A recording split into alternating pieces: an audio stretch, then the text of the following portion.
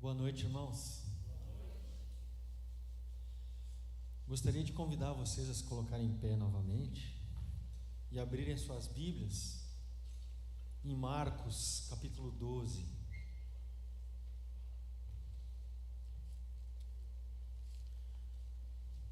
Marcos, capítulo 12, versículo 35.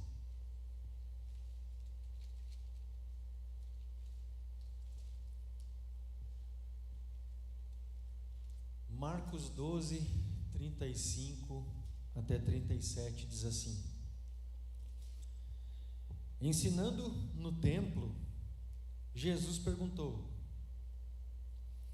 Como os mestres da lei dizem que o Cristo é filho de Davi? O próprio Davi, falando pelo Espírito Santo, disse: O Senhor disse ao meu Senhor: Senta-te à minha direita, até que eu ponha os teus inimigos debaixo de teus pés. O próprio Davi o chama Senhor. Como pode então ser ele seu filho? E a grande multidão o ouvia com prazer. A gente tem no domingo feito uma série aqui na igreja. Não sei quantos de vocês vêm aos domingos aqui, mas a série é Siga-me.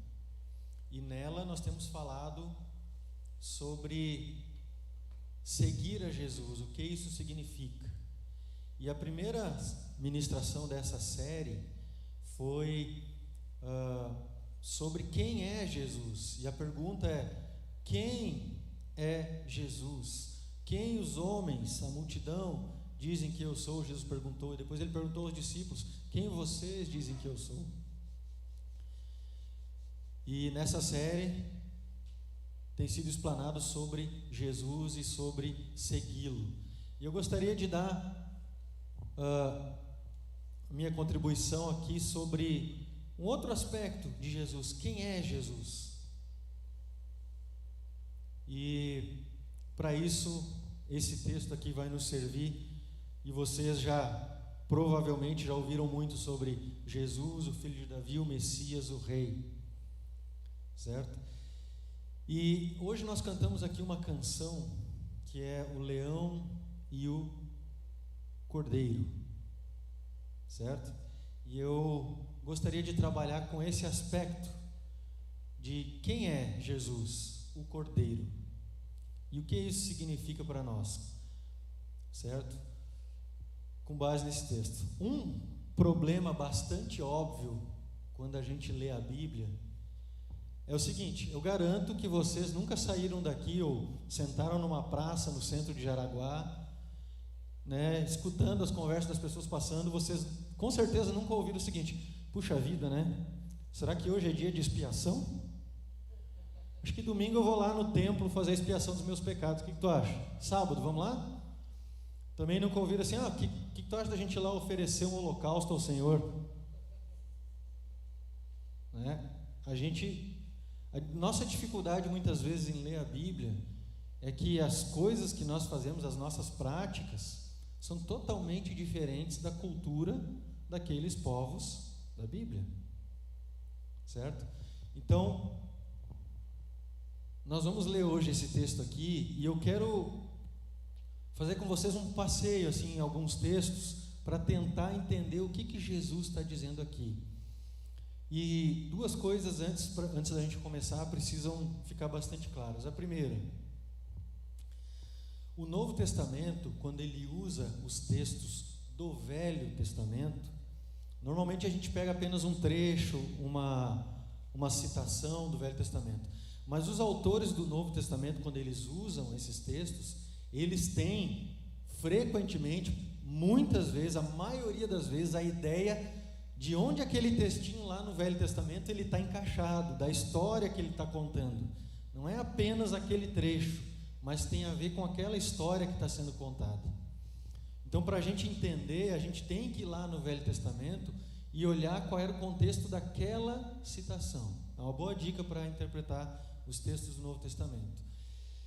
Outra coisa é que os autores dos evangelhos, quando eles escreveram, eles selecionaram o que eles quiseram colocar nos evangelhos. Eu já disse isso aqui outra vez. Não é aleatório, eles tinham uma intenção, certo? E eu espero que isso fique bastante claro sobre esse texto que nós lemos, que parece um texto perdido ali no meio de tudo que está acontecendo, né? Se você lê antes e depois, por que será que Marcos colocou essa história aqui? Espero que isso fique bastante claro também. Eu lembro que quando eu era adolescente, eu tinha uns 13 ou 14 anos, o pastor Alexandre estava junto comigo nessa aí. Eu fiz uma pergunta num retiro da Joade. Nós éramos Joades, lá em Novo Hamburgo. E a gente fez uma pergunta no retiro, eu fiz uma pergunta no retiro, que era a seguinte: se Jesus voltar exatamente no momento em que eu pequei 10 segundos antes, o que vai acontecer comigo, pastora? O que vai acontecer comigo? Eu vou para o céu ou vou para o inferno? Uma dúvida cruel, né, que estava na minha mente naquela época. Pois isso tem muito a ver com esse texto. Isso tem muito a ver com esse texto. Talvez essa seja uma dúvida de alguém aqui, não sei. Mas eu tinha essa dúvida quando criança. E espero que fique bem claro para nós hoje que a nossa confiança, a nossa salvação, o nosso perdão não está nas nossas obras e nos nossos méritos, e nem nos méritos de uma religião, de um templo, de um sacrifício humano. Jesus é o nosso sacerdote, Jesus é o sacrifício, Jesus é o Cordeiro, e nós confiamos nele para a nossa salvação, e não em nós mesmos. Amém? Então, vamos começar aqui. Jesus estava no templo nessa situação. Em outro momento eu disse aqui, Marcos capítulo 11 até o capítulo 13 é uma situação crucial do Evangelho de Marcos, porque Jesus chega no templo no capítulo 11, certo? Derruba tudo lá dentro, conta uma parábola sobre o templo, amaldiçoa uma árvore, fala do maior mandamento, da coisa mais importante, e depois anuncia a destruição do templo. Capítulos 11 a 13 de Marcos. E esse texto aqui está localizado bem no meio desse contexto. O contexto onde Jesus julga o templo e anuncia sua destruição. Então, o que fica bastante claro para nós é o seguinte, nesses textos. O templo de Jerusalém, ele não havia cumprido a sua função. E Jesus chegou até o templo ali para anunciar que o tempo do templo havia terminado. A função do templo, os irmãos vão lembrar, a função do templo é o quê? Era reunir os povos da terra em adoração a Deus. A função do templo era reunir os povos em adoração a Deus. Para isso, Deus tinha estabelecido lá no Velho Testamento uma coisa chamada sacerdócio.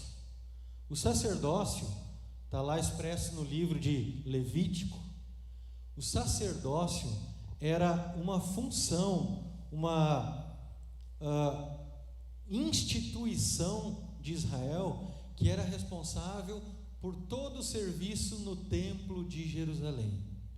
O culto da nação inteira, ele era regido por uma tribo específica. A coisa funcionava mais ou menos assim. Abraão, o pai da nação, teve Isaac, Isaac teve Jacó, Jacó dele 12 tribos. Uma dessas tribos era a tribo de Levi. Essa tribo não teve herança de terra. Ela teve o quê? Ela teve uma herança que era o próprio Senhor, ou seja, ela iria intermediar a relação daquele povo para com Deus. Os pecados do povo, os pecados da nação seriam perdoados através de uma coisa que aquele povo ali, aquela tribo, os levitas fariam, que era o quê? O sacrifício de expiação. O sacrifício de expiação Existem vários tipos de sacrifício, mas principalmente o sacrifício de expiação, ele era feito para perdão dos pecados, certo? A ideia do Velho Testamento não é tanto que tem um cordeiro morrendo no lugar de alguém, mas o sangue daquele cordeiro, porque o sangue tinha vida, a vida do corpo está no sangue, diz o Velho Testamento, era considerado mais ou menos o seguinte, como o pecado fosse uma doença, certo? Que degrada todas as coisas, e o sangue que tem a vida, e o pecado gera a morte, né? E o sangue que tem a vida limpa aquele pecado, purifica aquele pecado. Por isso o sangue era aspergido, certo? Existe sim, claro, a ideia de substituição, mas a limpeza que o sangue provoca é mais ou menos nesse sentido. O pecado, uma doença que causa morte, e o sangue que traz a vida, purifica, né? Estabelece a paz entre Deus e o povo. E quem fazia isso só podia ser a tribo de Levi, ninguém mais. Então, eles eram os mediadores, os sacerdotes do povo. E agora ali no Novo Testamento, aquela tribo de Levi, eles eram, além de pessoas que faziam sacrifícios e determinavam as coisas no templo e estabeleciam culto, eles eram também parte da aristocracia, aquelas pessoas que mandavam em Jerusalém, os mais ricos, que intermediavam a relação não com Deus, mas com o Império Romano e com Herodes ou Pôncio Pilatos. Lembram do Sinédrio? Pois é, esses também faziam parte de quem administrava o culto no templo. Então, Jesus está ali para anunciar que aquela administração acabou, que o templo, porque não conseguiu cumprir a sua função, perdeu ou chegou ao seu término. Mas aí gera uma dúvida, só um pouquinho. Se o templo perdeu a função e ele será destruído, e o sacerdócio levítico acabou, como é que agora então o povo de Deus vai ter relacionamento com Deus? Pois o relacionamento com Deus, o perdão dos pecados, o culto, era todo administrado através dos levitas e do templo. Como então isso se dá? E mais uma coisa, com que autoridade esse tal de Jesus vem anunciando a destruição e a obsolescência de um sacerdócio estabelecido por Deus? Nesse contexto, Jesus diz o seguinte: Jesus estava no templo e diz: como os mestres da lei dizem que o Cristo é filho de Davi. O próprio Davi, falando pelo Espírito Santo, disse: o Senhor disse ao meu Senhor: senta-te à minha direita, até que eu ponha os teus inimigos debaixo dos teus pés. O próprio Davi chama o Senhor, o chama de Senhor. Como pode então ser ele seu filho? Jesus está perguntando para eles uma coisa que é muito clara para eles. Convido você a abrir a sua Bíblia no Salmo 110. Jesus está perguntando para eles a explicação de um salmo. O Salmo 110.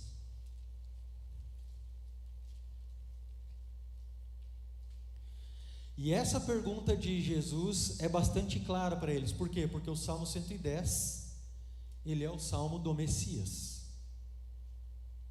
O Salmo 110, ele é o Salmo, e não só o Salmo, mas talvez o texto mais citado no Novo Testamento, citado e aludido.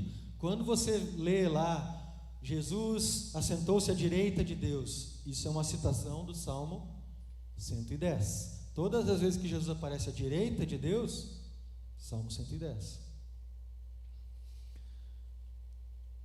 Jesus estava perguntando para eles: vem cá, quem é o Messias? Que tipo de Messias é esse anunciado pelos salmos? Um salmo profético, no caso. Que tipo de Messias é esse? Diz lá o Salmo 110. O Senhor disse ao meu Senhor: senta-te à minha direita, até que eu faça dos teus inimigos um estrado para os teus pés. O Senhor estenderá o cetro de teu poder desde Sião, e dominará sobre os teus inimigos. Quando convocares as tuas tropas, o teu povo se apresentará voluntariamente, trajando vestes santas. Desde o romper da alvorada, os teus jovens virão como o orvalho.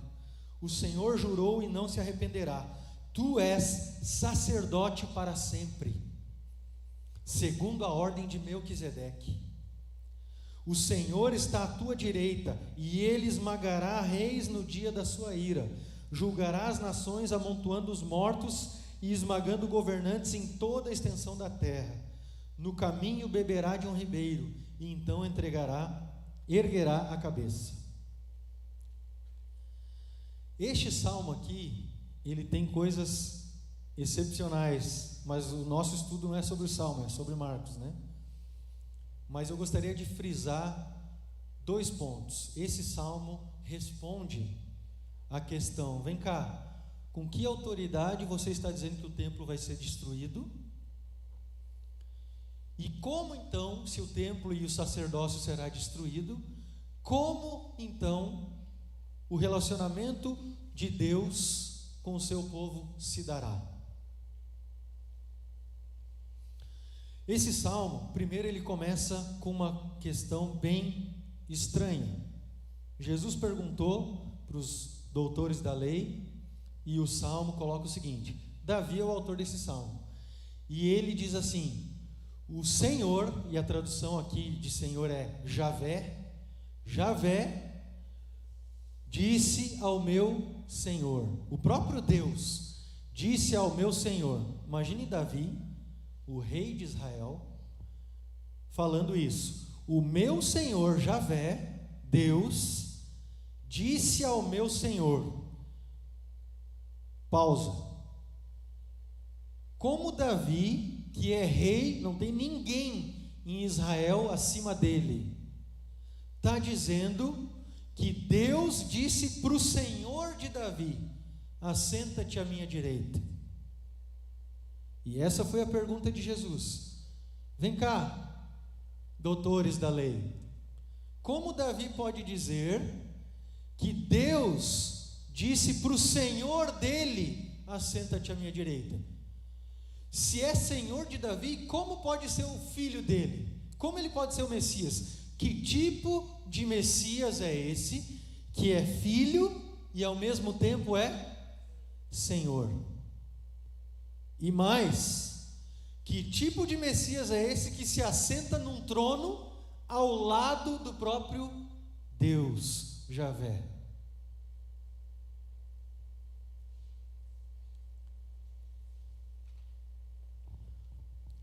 Então, o assunto do salmo é o Messias,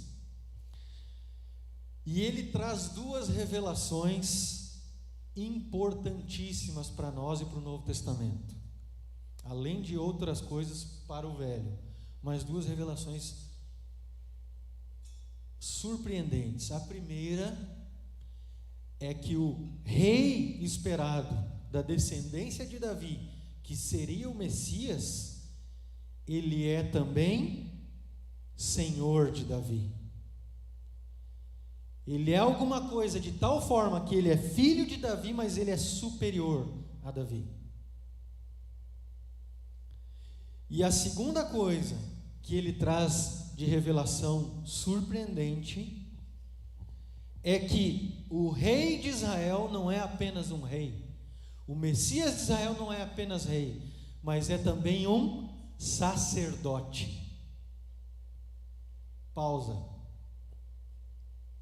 Como assim? Em Israel as coisas eram muito claras. O sacerdote era da tribo de Levi. Rei era da tribo de Judá. Não havia mistura. Sacerdote, Levi. Rei era da tribo de Judá, principalmente por causa de Davi. Vocês lembram de Saul? Lembram por que Saul foi rejeitado por Deus? Porque Saul estava diante de uma guerra e Samuel pediu para ele aguardar 7 dias até que ele chegasse. E Samuel se atrasou, não chegou. E aí Saul foi lá e disse: não, me traz então os animais que eu mesmo vou fazer os sacrifícios. Rei e sacerdote. E aí quando Samuel chegou, depois que ele fez o sacrifício, o que aconteceu? Deus te rejeitou. Agora Deus vai escolher um rei segundo o coração dele. Tu fez errado, tu não poderia fazer isso. Rei e sacerdote.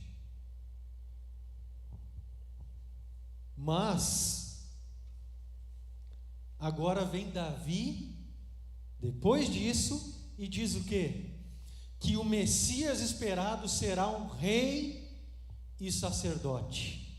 Claramente ele estava dizendo o seguinte naquela época: o sacerdócio levítico vai chegar ao seu fim, porque o rei, descendente de Davi, que será ao mesmo tempo o meu Senhor, será também o sacerdote. Mas aí vem a pergunta: mas espera aí, o que quer dizer isso aqui? Que tu és sacerdote para sempre, da ordem de Melquisedeque. E isso vai nos remeter a um outro texto. Eu prometo que vai fazer sentido tudo isso que eu estou dizendo, tá? Isso vai a mais um texto que eu quero analisar com os irmãos, que está em Hebreus, no capítulo 7.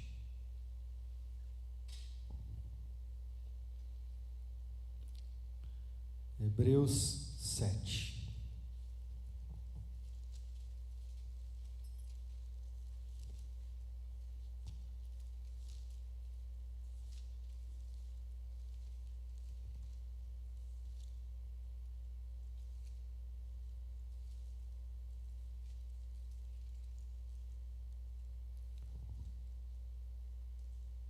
Amém. Achei. Hebreus capítulo 7 diz assim: porque este Melquisedeque, rei de Salém, sacerdote do Deus Altíssimo, foi ao encontro de Abraão quando este voltava da matança dos reis e o abençoou. Foi para ele que Abraão separou o dízimo de tudo. Primeiramente, o nome dele significa rei de justiça. Depois também, rei de Salém, ou seja, rei de paz. Só um adendo aqui, aproveitar. Salém é Shalom, que é paz, por isso rei de paz, né? Sem pai, sem mãe, sem genealogia, ele não teve princípio de dias, nem fim de existência, mas feito semelhante ao Filho de Deus, permanece sacerdote para sempre. Vejam como era grande esse a quem Abraão, o patriarca, pagou o dízimo, tirando dos melhores despojos. Ora, os que dentre os filhos de Levi recebem o sacerdócio, têm ordem, de acordo com a lei, de recolher os dízimos do povo, ou seja, dos seus irmãos, embora estes sejam descendentes de Abraão. Entretanto, aquele cuja genealogia não se inclui entre os filhos de Levi, recebeu dízimos de Abraão e abençoou aquele que havia recebido a promessa. Evidentemente, não há dúvida de que o inferior é abençoado pelo superior. Aliás, aqui os que recebem dízimos são homens mortais, porém ali o dízimo foi recebido por aquele de quem se testifica que vive. E por assim dizer, também Levi, que recebe dízimos, pagou na pessoa de Abraão. Porque Levi, por assim dizer, já estava no corpo de seu pai Abraão, quando Melquisedeque foi ao encontro desse. Meu Deus, que texto bem complicado, né? Parece, né? Agora ele vai pregar sobre dízimo, alguém já pensou? Não, não vou não. Esse texto não, por mais que tenha 2 vezes dízimo aqui, não fala sobre dízimo. Esse texto fala sobre o que nós estamos falando aqui. O autor de Hebreus aqui, o argumento dele é bem claro, bem simples até. No versículo 1 e 2, ele diz o seguinte: olha, Melquisedeque, se vocês forem lá para Gênesis 14, a partir do versículo 17, vocês vão ver essa história. Ele está contando essa história. Abraão ficou sabendo que uma união de reis, uma liga de alguns reinos, foram lá e levaram seu sobrinho Ló e mais os despojos da cidade de Sodoma, certo? Depois de uma guerra que tiveram contra Sodoma, e levaram embora. Aí Abraão pegou e fez uma liga com outros, né, digamos assim, prefeitos de algumas cidades, né, que um reino naquela época era menor do que Jaraguá do Sul, né? Era um lugar de 5.000 pessoas, 4.000 talvez. Mas então, ele uniu esses homens, e aí são lá os 318, lembra? Ele uniu esses homens e foi atrás deles para o quê? Para recuperar os despojos da guerra, os despojos que eles tinham levado, e ainda recuperar o seu sobrinho. E ele foi e venceu. Quando ele estava retornando com tudo isso, o rei de Sodoma estava vindo ao seu encontro. Também veio uma outra pessoa ao seu encontro, e o nome dessa pessoa é Melquisedeque.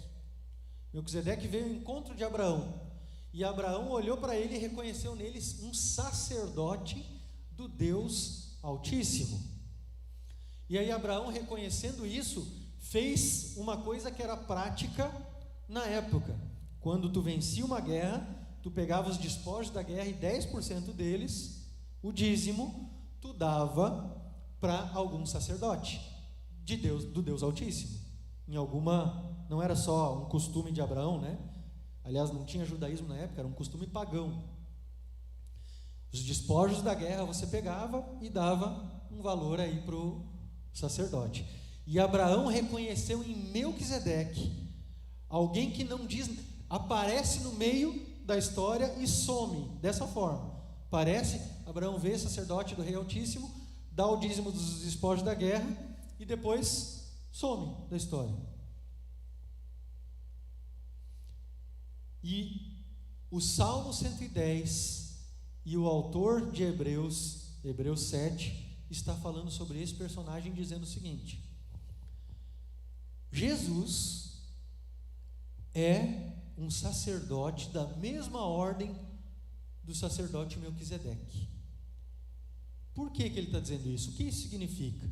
O versículo 3 é o versículo chave para a gente interpretar esse texto, que ele diz ali: não tinha pai, não tinha mãe, não se sabe de onde ele vem e nem sabe para onde ele vai. Não sabe de nada, a gente só sabe o quê? Que ele era sacerdote do Deus Altíssimo. E a questão aqui, muito clara, do versículo 4 ao 10 é o seguinte: olha, Abraão reconheceu nele que não tinha uma família de sacerdotes, nem uma tribo que dava a legalidade ou a legitimidade para ele ser um sacerdote. Abraão não sabia, não conhecia. Abraão reconheceu nele, mesmo sem saber isso, o sacerdócio. E pegou e fez uma coisa que já na época que o autor de Hebreus escreveu, né, era uma prática comum religiosa. Qual que era? Entregar o dízimo para o sacerdote. E aí vem o autor de Hebreus e diz assim: Abraão deu o dízimo para Melquisedeque, ou seja, ele fez uma prática de culto, uma prática normal de culto, entregando o dízimo a Melquisedeque. Ele reconheceu em Melquisedeque o sacerdócio. Só que quem é filho de Abraão? Os levitas. Então, de alguma forma, os próprios levitas reconheceram que existia um sacerdócio maior do que o sacerdócio deles, que era o quê? Um sacerdócio que não tem linhagem numa família sacerdotal, mas é uma linhagem eterna, diz o autor, que é a linhagem de Melquisedeque, a ordem de Melquisedeque. Ou seja, não tem pai nem mãe como sacerdote. Jesus não veio da tribo de Levi.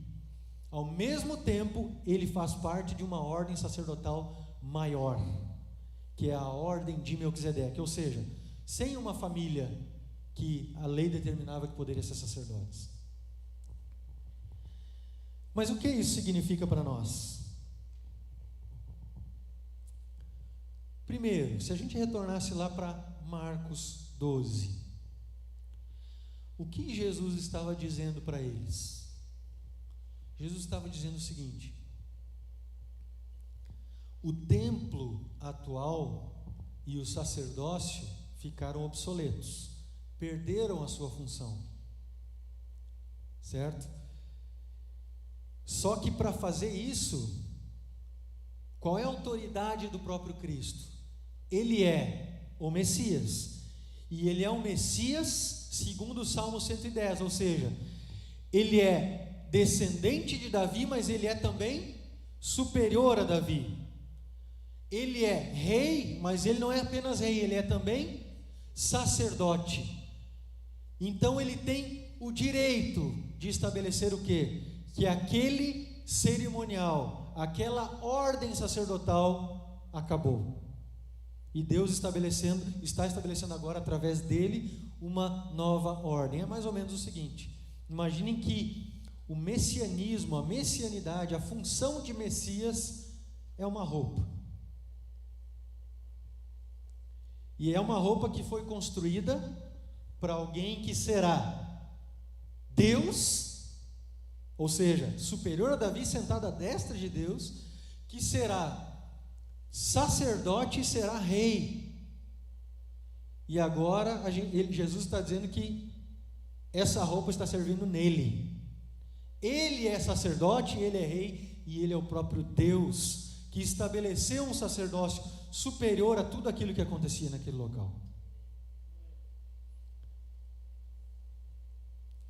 Jesus está reivindicando sobre o templo, reivindicando de fato o direito de declarar o julgamento de Deus sobre ele.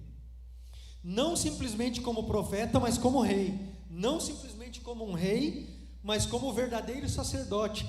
E não simplesmente como rei sacerdote, mas como a personificação viva do Deus de Israel. Jesus perguntou para eles: quem é o Messias que é maior do que o próprio Davi? E a resposta óbvia do Salmo é Deus. Eu não sei se como vocês pensam exatamente essa questão, mas é muito significativo que Jesus é o próprio Deus para nós. Por quê? Se a gente fosse ler um pouquinho mais, eu vou ler aqui, né? Mas eu quero ler o versículo 16 em Hebreus 7, diz assim: alguém se tornou sacerdote, não por regras relativas à linhagem, mas segundo o poder de uma vida indestrutível. Quem me conhece sabe que o tema da ressurreição para mim é vital. E está aqui. Por que Jesus se tornou sacerdote? Não por causa de uma linhagem, de uma descendência, de uma hereditariedade, mas segundo o poder de uma vida incorruptível, indestrutível, por causa do poder da ressurreição. Jesus se tornou sacerdote por causa do poder da ressurreição. E o que significa Jesus ser Deus e ao mesmo tempo ser sacerdote?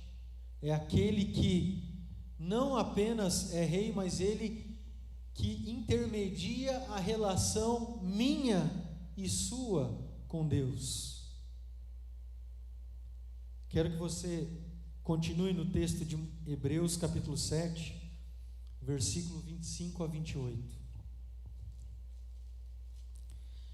E aqui sim, a pergunta que eu fiz no início, que eu fiz lá na minha infância, tem que ser totalmente respondida para nós aqui essa noite.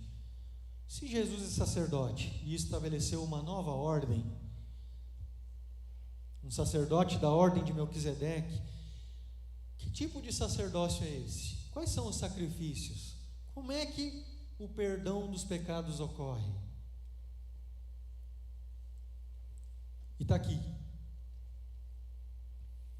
Hebreus 7, 25 a 28. Portanto, Ele é capaz de salvar definitivamente aqueles que por meio dele, não mais por meio do sacerdócio levítico, aproximam-se de Deus, pois vive sempre para interceder por eles. É de um sumo sacerdote como este que precisávamos, santo, inculpável, puro, separado dos pecadores, exaltado acima dos céus. Ao contrário dos outros sumos sacerdotes, ele não tem necessidade de oferecer sacrifícios dia após dia, primeiro por seus próprios pecados e depois pelos pecados do povo. Ele fez isso de uma vez por todas, quando a si mesmo se ofereceu.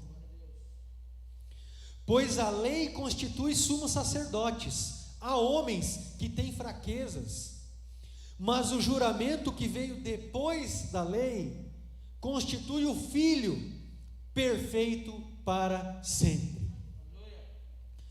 O que ele está dizendo aqui, digamos que eu ainda seja aquele menino que está fazendo essa pergunta de novo, e agora está aqui o autor de Hebreus respondendo para mim, e ele está dizendo assim: o sacrifício que nós tínhamos antes era um sacrifício feito por pessoas cheias de fraqueza, imperfeitas. A religião, as coisas que nós tínhamos que fazer para sermos perdoados não eram perfeitas, não traziam completude para as coisas. Por isso precisava estar sacrificando toda hora, pedindo perdão toda hora, correndo atrás da máquina toda hora. E sim, talvez se Jesus ou Deus acabasse com tudo aquela hora, puxa, não fiz o sacrifício, já era. Mas o que ele está dizendo aqui agora é que o sacrifício foi feito de uma vez por todas pelos pecados. Não existe mais imperfeições. A obra de Cristo é perfeita. Nós não somos, assim como no Velho Testamento, as pessoas não eram salvas porque eram boazinhas, porque praticavam a lei, mas elas eram salvas por uma instituição do próprio Deus. E agora o sacrifício que Jesus fez por nós, que anulou aquelas obras obsoletas da lei, é um sacrifício perfeito, é um sacrifício que estabelece o perdão do meu pecado e do seu pecado de uma vez por todas. Aliás, é isso que significa a justificação pela fé em Jesus, é a fidelidade de Jesus que traz a salvação. Nós continuaremos sendo imperfeitos até que Ele volte, mas Ele é perfeito, e é através dEle, do sacrifício que Ele fez, de uma vez por todas, um sacrifício feito por Deus, pelo Rei e pelo sacerdote, perfeito, que traz a salvação para todos nós.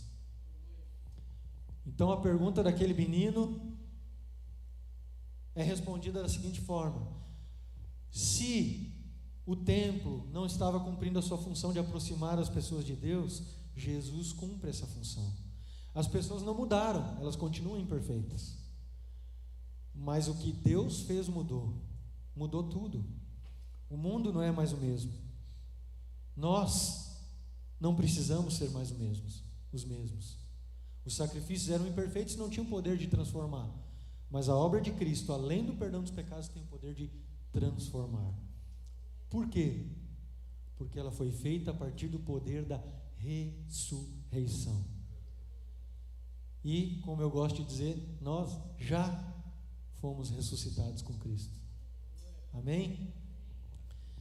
Eu gostaria de convidar você a ficar em pé.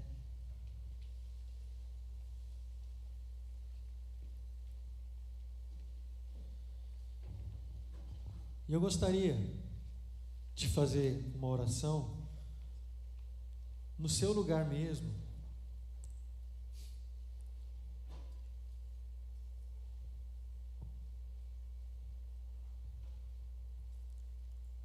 A obra de Jesus na cruz, irmãos, ela significa tantas coisas, que a gente, aqui na igreja tem sido feita aquela série, Siga-me, como eu falei, falamos disso hoje, a gente poderia falamos disso o Andando Junto inteiro, a gente poderia falar de tantas coisas aqui, e a gente não ia acabar nunca. Mas uma coisa que tem que ficar clara acima de todas as coisas é que a obra de Jesus na cruz, ela é perfeita. A obra de Jesus na cruz, uma coisa que é comum a todos, é que a obra de Jesus é perfeita. Nós temos que seguir a Jesus, nós temos que procurar ser perfeitos, é isso que faz todo aquele que ama Jesus. Mas a obra de Jesus é perfeita, e nós não vamos ser salvos por coisas que nós fazemos, por sacrifícios imperfeitos, ou por coisas que nós possamos, digamos assim, considerar pequenas. Nós somos salvos por uma obra gigantesca, chamada cruz de Cristo, que se torna presente hoje na sua vida e na minha vida, através do poder da ressurreição de Jesus. Um sacrifício perfeito. Peço que você considere isso importante na sua vida, amém? Reflita sobre isso nos dias que você puder, de que Jesus é a substituição de um sistema falido, um sistema religioso que não serviu para o seu propósito.